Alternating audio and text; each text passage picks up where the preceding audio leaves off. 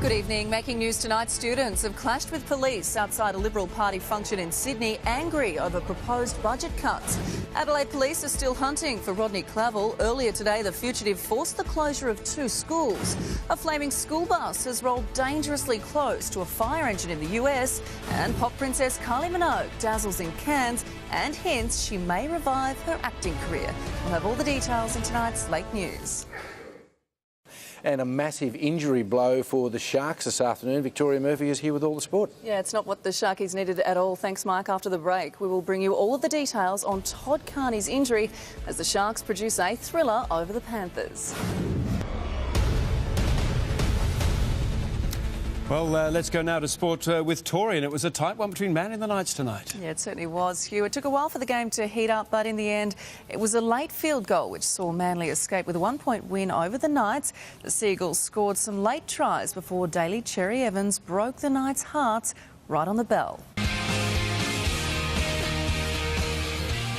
Let's go straight to Tori with a recap of our top story.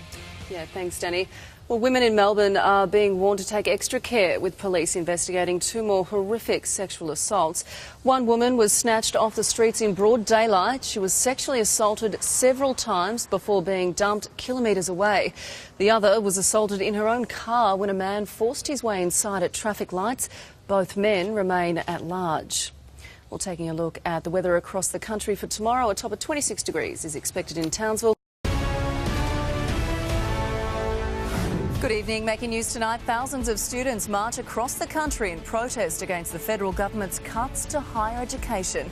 2 children injured, one critically in separate car accidents in Sydney. Reports Prince Charles was overheard comparing Russian President Vladimir Putin to Hitler.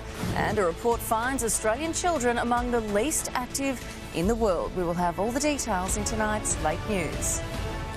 The only thing that could bother Earthquake on Saturday is rain. There is some forecast, and she's currently untrialled on a wet track.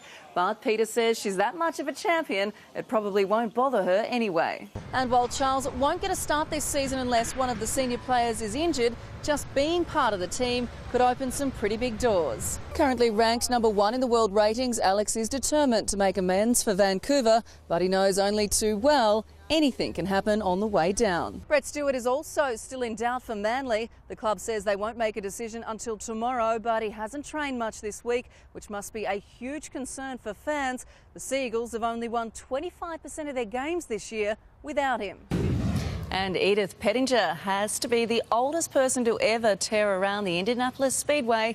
She traded her knitting needles for a fireproof suit and hit the track with racing royalty Mario Andretti. He didn't take it easy either. They hit 290 kilometres an hour. I was just happy to be doing it. And we went fast. Yes, they did. In keeping with Indy 500 tradition, they celebrated with a drink of milk in pit lane here. Milk. It's quick. Yes, milk. Intriguing tradition. Thank you, Tori. After the break, tomorrow's weather forecast, plus the story of a cancer sufferer, Stephen Sutton, who used his short life to raise millions of dollars for charity.